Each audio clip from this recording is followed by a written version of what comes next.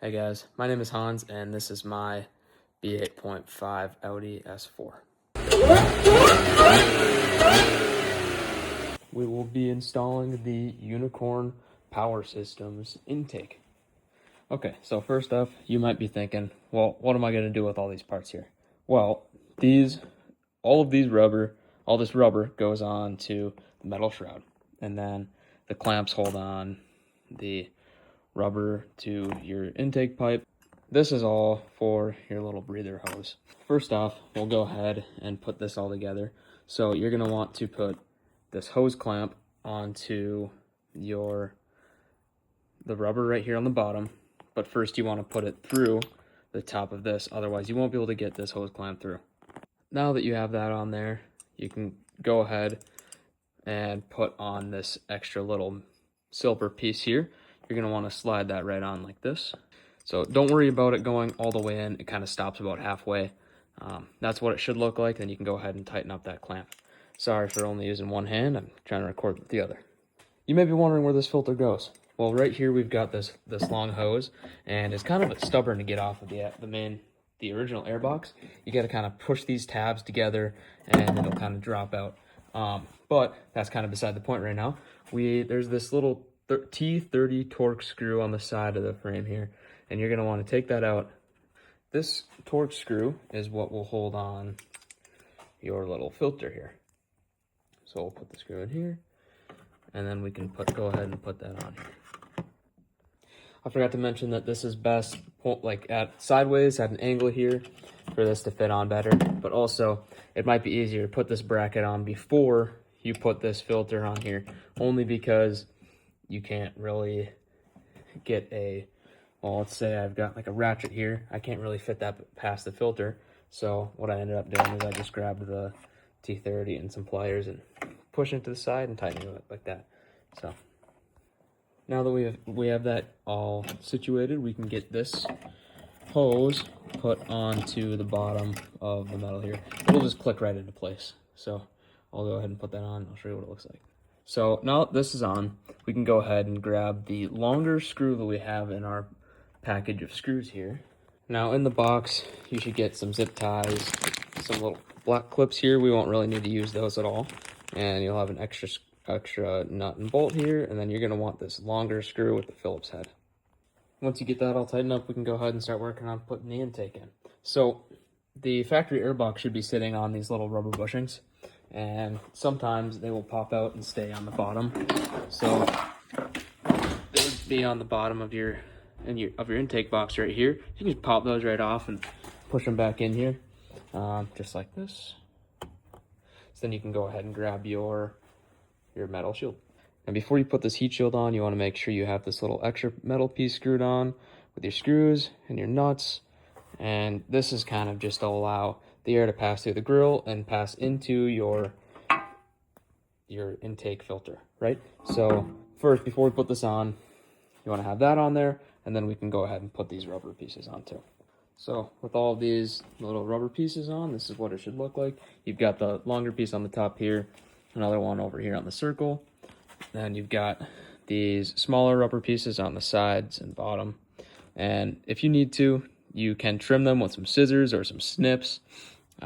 Just make it so they all fit nice and even on here and don't really have anything that overlaps over the edge. Now you can go ahead and put your heat shield into the engine bay, and it will just kind of snap right into those rubber grommets down there. So those go right in, and you can push it down. Make sure you feel it kind of click into place there. Once your heat shield is in, now you can go ahead and start putting together your intake tube. So for the intake tube, we've got 4 of these clasps. There will be one that is a little bit smaller than the others, and that's going to be for the smaller size of this. So we'll go ahead and just throw that on there, and then we can throw on all the other clasps onto the rubber here, just like that. Go ahead and take your intake, and there will be a clasp around that, and you'll have this little black kind of tube looking thing here, some plastic. You can go ahead and shove that into your filter on the bottom side, then you can tighten this clasp.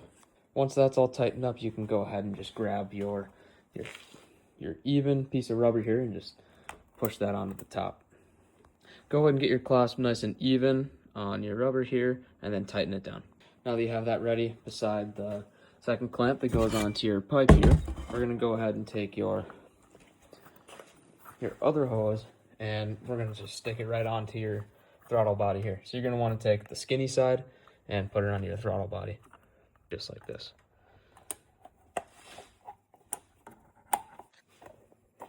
Make sure it's all the way around, and then you can go ahead and tighten up this clasp.